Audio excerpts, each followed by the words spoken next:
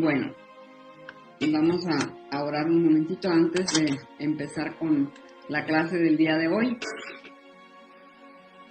Señor, en este día te damos muchas gracias porque nos permites reunirnos en tu nombre y te pedimos de una forma muy especial que bendigas a Mario y que nos reveles el día de hoy tu verdad sobre la palabra que en esta ocasión nos toca recibir. Te damos muchísimas gracias por esta clase a través de la cual hemos estado recibiendo luz y bendición y ponemos en tus manos a Mario Garza. Amén. En el nombre del Padre, del Espíritu Santo. Amén. Bueno, hermanos, hoy entramos al capítulo 2, ¿verdad? Y es algo de historia, y a mí, al estudiar este pedacito, me surgieron algunas cosas que quiero comentar. Primero, pues voy a leer, ¿verdad?, los primeros 2 versículos, que es lo que se trata básicamente esta clase esta noche. Dice así: 14 años después, subí de nuevo a Jerusalén, esta vez con Bernabé, llevando también a Tito. Fui en obediencia a una revelación y me reuní en privado con los que eran reconocidos como dirigentes y les expliqué el evangelio que predico entre los gentiles. Bueno, o sea, si vemos esta parte, podemos ver que cuando llega Pablo a Jerusalén, había algunos líderes del cristianismo primitivo, ¿verdad?, que eran falsos. Ellos no tan solo querían engañar y oponerse al mensaje de Pablo. Ellos querían mantener su posición de mando a como diera lugar, así como la tenían antes de su conversión en el judaísmo. Pero los cristianos verdaderos como San Pedro, Santiago y Juan, los que habían conocido el corazón de Cristo, al escuchar detenidamente lo que Pablo les decía, le hicieron caso. También al ver el resultado de su obra en Tito, Pablo llevó a Tito y a Bernabé para que vieran una conversión gentil, ¿verdad?, ya no judía. Y entonces, bajo ese resultado, ellos cambiaron de opinión y pasaron a creer que el evangelio era para todos. Al ver que la nueva verdad la aceptaron. Y esto me llamó mucho la atención. Me llamó la atención el tiempo. Imagínense ustedes cuando vieron los apóstoles subir a Cristo en las nubes cuando ascendió al cielo. Ese tiempo. Y luego esperaron el Espíritu Santo. Y después predicaron. Y después se convierte Pablo. Y después de un tiempo, 14 años, va Pablo para allá. Y le dice a Pedro, Santiago y Juan, que la palabra de Dios era para todos. Increíblemente, me hace suponer que Pedro y los apóstoles estaban pensando que la palabra de Dios era solo para los judíos. Y me surgió a mí una pregunta. ¿Acaso no les había dicho Jesucristo en persona, vayan y prediquen a toda criatura? Vayan y prediquen a todo pueblo y a toda nación. Entonces me quedé pensando, dije, a lo mejor ellos lo interpretaron así. Vayan, ¿verdad?, con todo hombre judío que pertenezca a cualquier pueblo y predíquenle esto, ¿verdad? Porque no eran para ellos, no era para los gentiles. Entonces Pablo, ¿verdad?, al sentir este mensaje de Dios, empieza a predicarle a los gentiles y se arma pues una revolución, porque ustedes saben, nosotros los hombres, aunque no había noticiero Univisión, ¿verdad?, pues como quiera la comunicación corría muy rápido y decían, no, ahí anda un hombre que perseguía, ¿verdad?, a los cristianos y ahora les predica pero les está predicando a personas equivocadas, ¿verdad? No a los judíos que a él tanto amaba, sino a los gentiles. Entonces, pues esto causó también, nuevamente, como les decía en la clase pasada, otra crisis. Mi pregunta es esta: ¿qué hubiera pasado si Pablo no obedece la revelación que tuvo de subir a Jerusalén a hablar con Pedro y Santiago? Los apóstoles hubieran conocido la revelación por medio de otra forma, porque fue por Pablo que ellos recibieron este mensaje de la salvación por la gracia, más que por obras y otras cosas que tenían los apóstoles. Fíjense, Jesucristo había abolido la ley. No obstante, sus apóstoles seguían pensando en eso por la influencia de los judíos en ellos. Y tuvo que Dios tomar a Pablo, ¿verdad? Transformarlo, hacerlo apóstol, para que fuera con voz de apóstol, hablarle a los apóstoles y decirles: hey, la salvación es por gracia. Mi pregunta otra vez surge: Dios, ¿por qué no fuiste directamente tú con Pedro, siendo el pastor de la iglesia, y le dijiste: oye, compadre, tengo esto nuevo para la iglesia, ¿verdad? Predícale a los gentiles? Dios no hace esto. Usó a alguien especial que él tomó especialmente de la iglesia judía, un hombre que amaba la ley como ninguno, un hombre que había sido educado a los pies de Gamaliel, un hombre excelente en el judaísmo, que mataba por ello y perseguía a los cristianos por ello, para hacerlo predicador de los gentiles, que venga a Jerusalén y le dice a Pedro: oye, vamos a predicarle a los gentiles. Pero Dios ya había preparado el corazón de los apóstoles, porque ellos sí le creyeron. ¿Y por qué le creyeron? Porque simplemente esto era para bien de la iglesia. Es decir, se abren las puertas, ahora sí, para todos, no nada más para los judíos. Era para el crecimiento de la iglesia y el crecimiento de la evangelización, el nuevo evangelio que traía San Pablo, por la gracia y para todos. Ahora, yo repito, ¿verdad? La salvación por gracia. Porque vuelvo a repetir, ¿verdad? Pedro pensaba diferente a esta parte de la predicación, ¿verdad? Él parecía que era nada más para los judíos. Entonces, y estamos hablando de quién, ¿verdad? O sea, del mismo Pedro, que no era él como capaz de poder discernir en ese momento que la iglesia, que Dios no hacía excepción de personas. Y entonces ellos tuvieron que aceptar el mensaje de Dios nuevo por parte de Pablo por la salvación de la gracia, abrir las puertas, aceptar esta verdad para poder abrir las puertas de la iglesia y mostrar, ¿verdad?, al mundo la verdadera obra de Jesucristo. Y los otros que mencionaba yo al principio, los líderes judíos, ¿verdad? Ellos no les importaba nada. Ellos querían seguir con su liderazgo.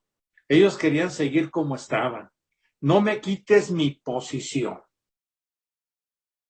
Y siempre me gusta aplicar la palabra de Dios hasta el día de hoy.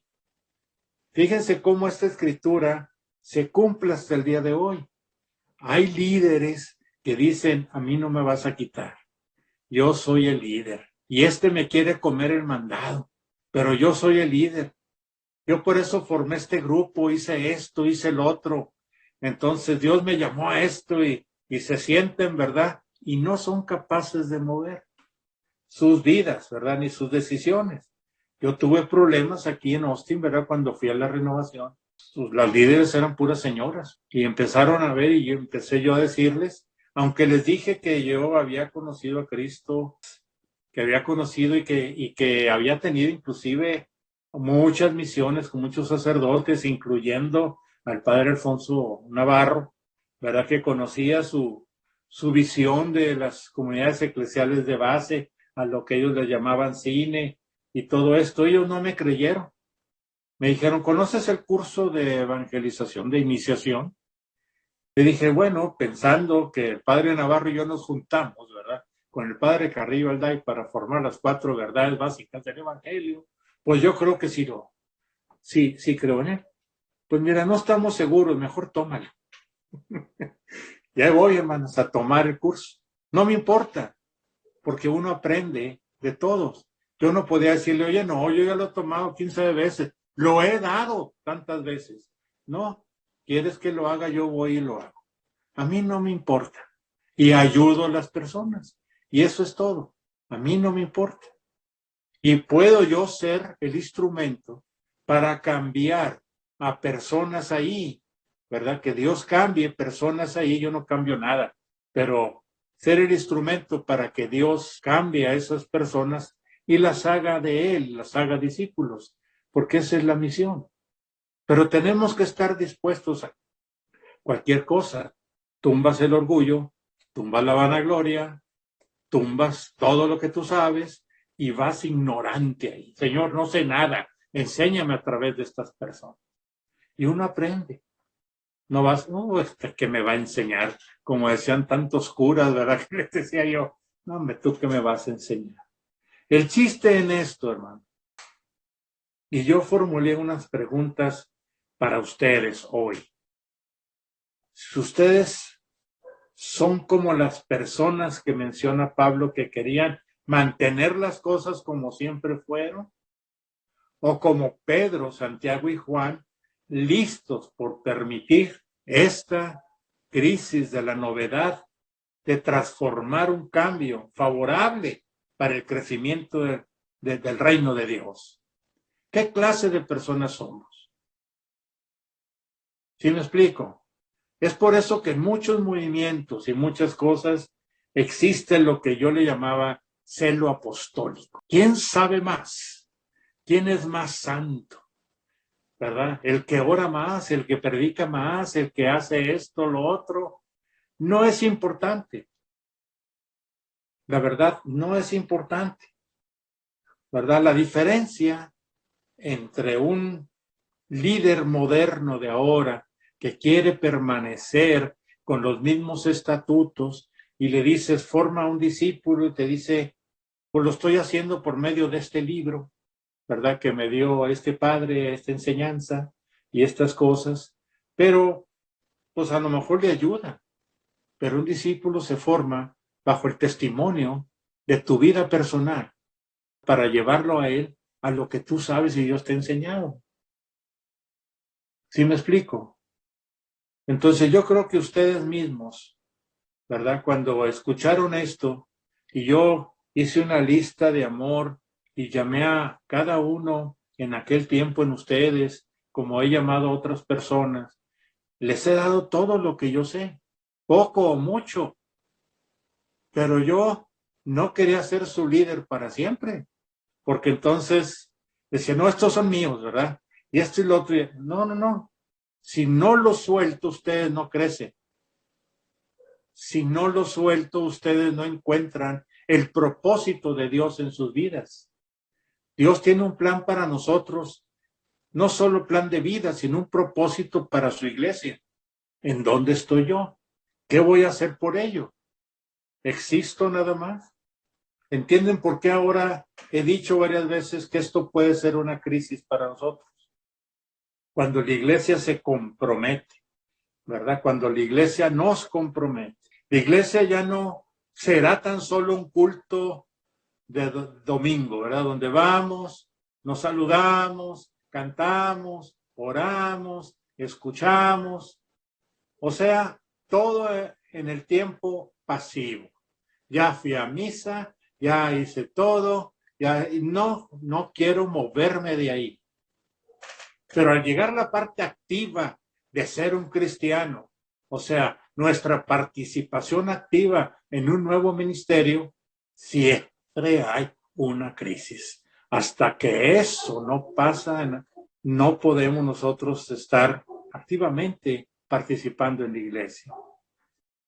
¿Qué nos compromete cuando tomamos un ministerio?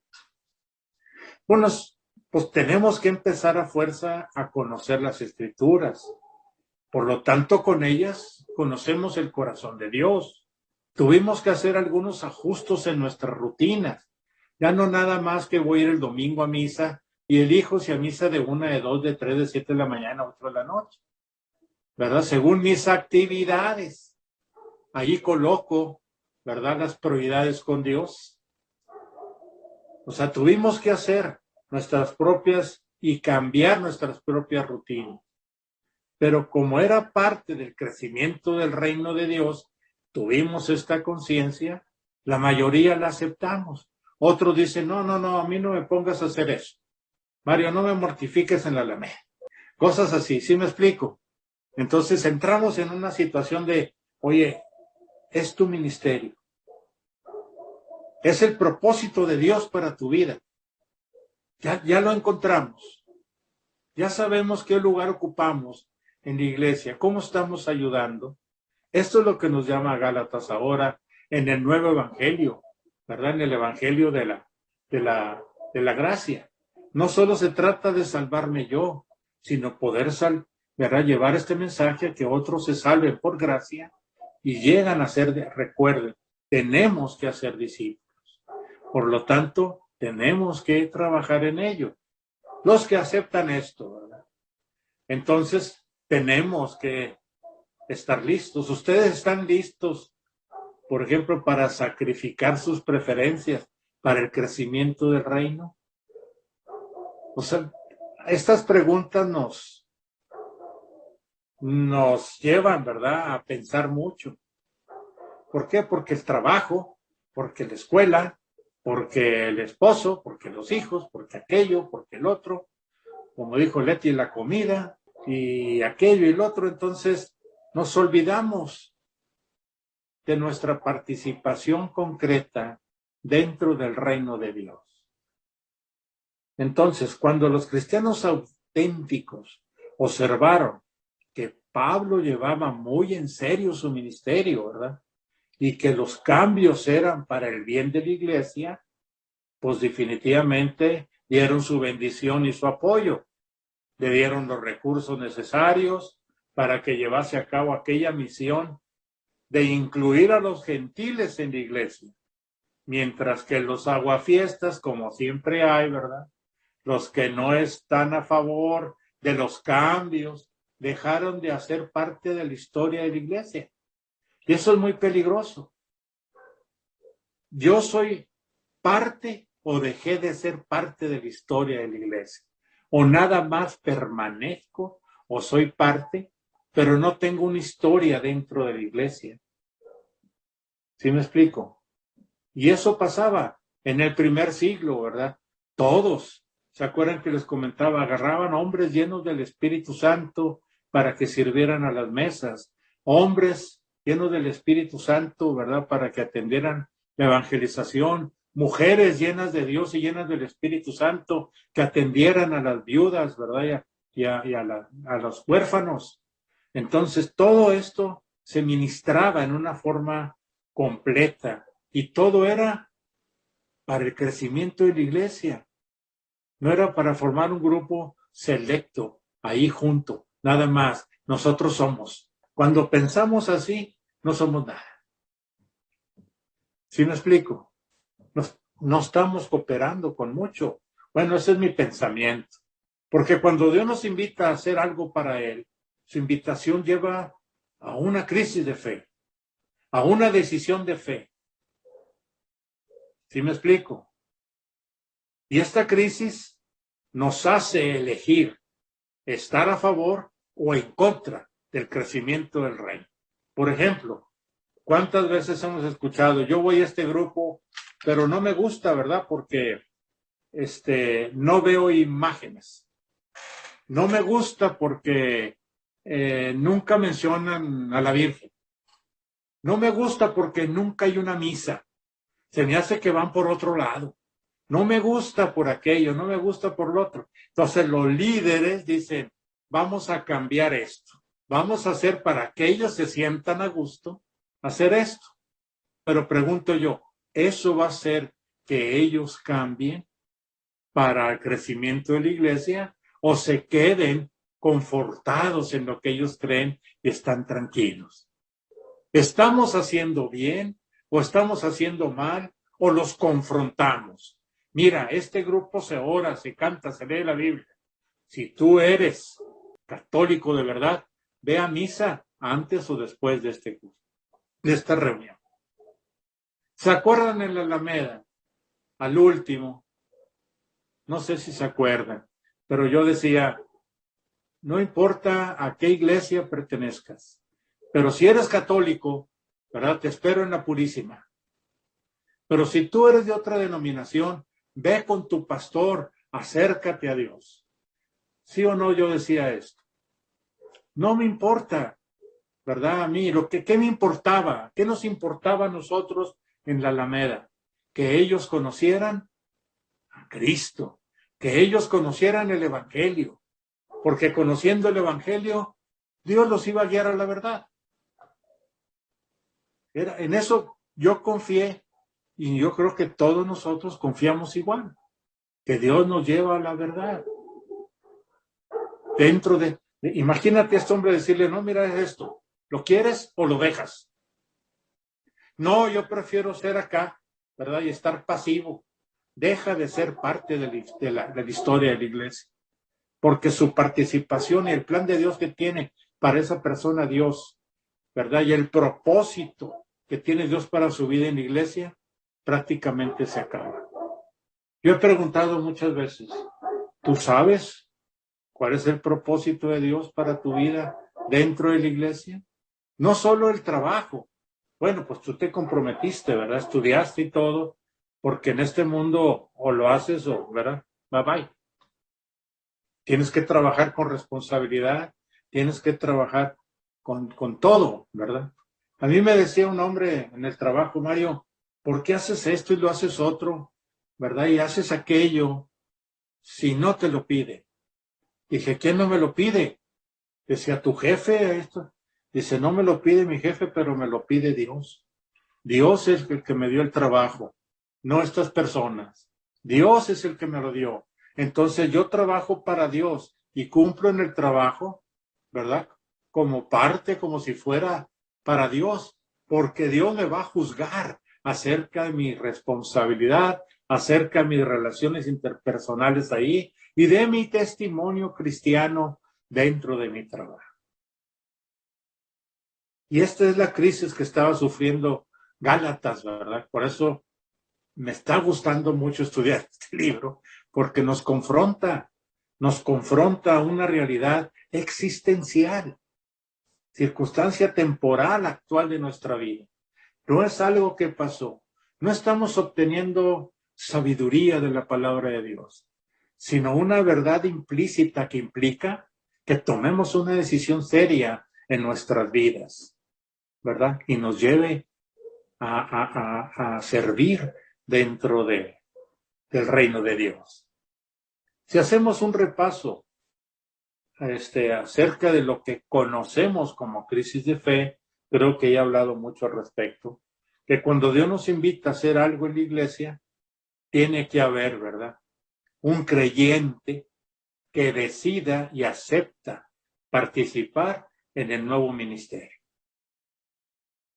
Nosotros tenemos que orar, decir, oye, yo siento hacer esto por la iglesia, este ministerio, y estar siempre, ¿verdad? Antes de tomar el ministerio, siempre lo he mencionado, oren y piden la guía del Espíritu Santo para si ese ministerio es lo que Dios quiere en su vida, si sienten paz, ¿verdad?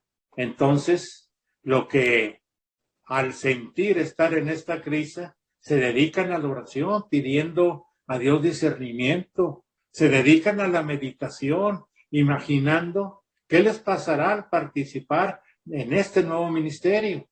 También hay que pasar tiempo de estudio para ver cómo se acopla lo que les propone las Escrituras o la iglesia. Todo el énfasis en el ejercicio diario, hermano. Lectura bíblica, oración, meditación. Eso dará la oportunidad al cristiano de crecer en la fe y madurar espiritualmente. Eso me ha ayudado, por eso les comentaba. 5 de la mañana, 5 de la mañana, porque ahí es mi hora con Dios. ¿Ustedes creen que a veces yo me levanto y, hola, Señor? O sea, pues uno se desvela y ya tu horario te dice levántate, porque pues ya está uno viejo y si de joven se levantaba uno, pues, pues ahora, ¿verdad? Más con la mayor razón. Pero nos compromete a tener una realidad de fe. O sea, como le he dicho a mucha gente, a lo mejor tú no crees en Dios, pero Dios sí cree en ti y quiere trabajar en tu vida. O sea, tiene que haber una crisis mientras tomas una decisión de entrar en acción. Al intentar hacer algo con tu fe, como decía aquel hermano, oye, ¿qué decisión tomo? Tienes que tomarla en fe. La justicia de Dios se revela de fe en fe. Y cuando tomamos esta en fe, entonces nos llega a nosotros Romanos 8:28. Todo lo que sucede es para bien de los que, ¿verdad?, aman a Dios según su propósito. Entonces, esta tensión que viene, ¿verdad?, después de tomar la decisión de la fe, es cuando nos hace pensar si estamos bien o no, pero nos da paz diciendo, yo lo hice en la fe, y Dios tiene que responder la fe, mi confianza en Él, y por eso di este paso. Porque si me pongo a pensar, ¿qué pensarán de mí los que no apoyen, ¿verdad? O se oponen a este ministerio que tengo yo? ¿Me importará a mí lo que piensen los demás del ministerio que Dios me está llamando? Le importó a Pablo poco que le dijeran, oye, ¿estás seguro que esa revelación que tienes de ir a Jerusalén a hablar con Pedro, te das cuenta de lo que te vas a enfrentar? Pero él en fe recibió esta revelación, seguro de que era de Dios, en una nueva misión de Dios para la iglesia, va y lo resuelve. Nosotros es igual. Jamás algunos aprueban el ministerio que tú has decidido o el tipo de vida, ¿verdad?, en Dios que tú has dicho, pero la verdad ellos no participan en nada. Nada más están dedicados a juzgar y sentirse bien porque son buenos. Y ese es el problema, que nos sentimos buenos y no, tenemos que tomar decisiones, no nada más que nos haga sentir buenos, que nos haga sentir hijos de Dios, que nos haga sentir salvos por medio de Dios, en el ministerio que hemos decidido participar. Pero algunos, los que tienen la visión del crecimiento del reino, aceptan, que aceptarán, ¿verdad?, y sostendrán de la mejor manera posible. Bueno, es lo que él está sintiendo. Vamos a apoyarlo, ¿verdad? Y aún con la crisis que estamos sintiendo, ¿verdad?, toma la decisión de participar y apoyar en el nuevo ministerio. Ellos, ¿verdad? No lo siento yo como mi ministerio, pero lo siento como tu ministerio. Oro por ti y te ayudo. Así que Pablo sabía que cuando Dios invita al cristiano a hacer algo, eso lo llevará a un confrontamiento a la fe. Y los seres humanos, nosotros dejamos grandes vacíos, hermanos, entre lo que creemos y lo que hacemos. Por eso Pablo se movía con rapidez para corregir esta situación. A veces nosotros hacemos, a veces ni lo que creemos, pero lo hacemos para agradar a la gente. A veces nos comportamos para agradar a las personas y no a Dios. Entonces, si estamos agradando a las personas, ¿somos o no somos siervos de Jesucristo? Tenemos que agradar a Dios sirviendo a estas personas correctamente. ¿Se acuerdan cuando Pedro fue a Antioquía? Pablo le enfrentó, ¿verdad?, con una realidad que conocía y lo corrigió, ¿verdad?, lo sacó del error. ¿Cuál era el error? y estaba cometiendo una injusticia también. Pedro, hablo del pescador, ¿verdad? El jefe de la iglesia. Pablo dijo a Pedro: ¿qué temor tan grande tienes a los judíos? Porque no te quieres involucrar con los gentiles enfrente de ellos. Pero al estar con los gentiles, sin judíos, comía con ellos como si fueran sus grandes amigos. Pero que no estuviera un judío, porque entonces Pedro batallaba, ¿verdad?, para esas cosas. Entonces, gracias a Pablo, quien creó una crisis en Pedro en esta situación, llamando a Pedro a la realidad de lo que estaba haciendo. Entonces, Pedro resuelve su problema arrepintiéndose, ¿verdad? Y ya no le importa comer delante de los demás, delante de judíos. Decía: no, es que me van a juzgar, me van a decir que no soy, ¿verdad? O van a pensar, el jefe de la iglesia está con los gentiles. Pero Pedro,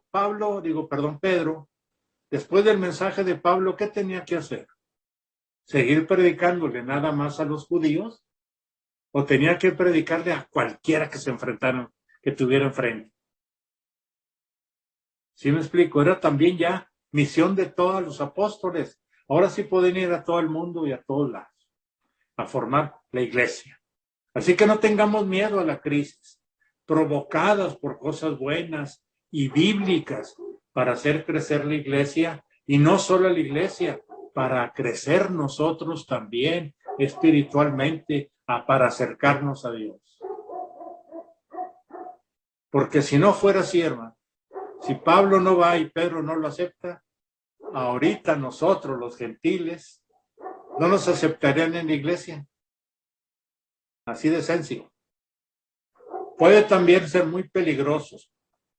Sin embargo, no deja de ser una oportunidad, ¿verdad?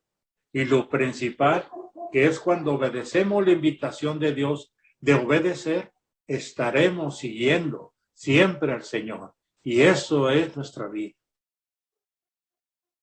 ¿verdad? Y yo siempre al decir esto, siempre recordaré las palabras de Pablo, a repetir sus palabras, ¿verdad? La palabra de Dios. Ya no soy yo quien vive en mí, sino es Cristo el que vive en mí. Y la vida que ahora vivo en la carne, lo vivo en la fe del Hijo de Dios que me amó y se entregó por mí. Esa es la vida que tenemos. Es imposible que Dios viviendo en nosotros no nos dé el propósito de lo que queramos nosotros hacer en la iglesia. Esa es como una enseñanza de hoy de Gálatas. Oremos al Señor. Señor, te damos gracias por tu enseñanza. Gracias por tu palabra, Señor, porque tu palabra es para siempre. Tu palabra es para ahora también, Señor, y nos ayuda a vivir correctamente, como tú siempre quisiste que vivieran tus hijos. Tómanos, Señor, llénanos de tu espíritu y haznos, Señor, reconocer, aceptar y buscar tu propósito para nosotros en la iglesia. Somos tus discípulos. Haznos, Señor, buscar a nuestros hermanos para predicar tu evangelio y hacerlos discípulos. Te lo pedimos, Padre, en el nombre de Jesucristo. Amén.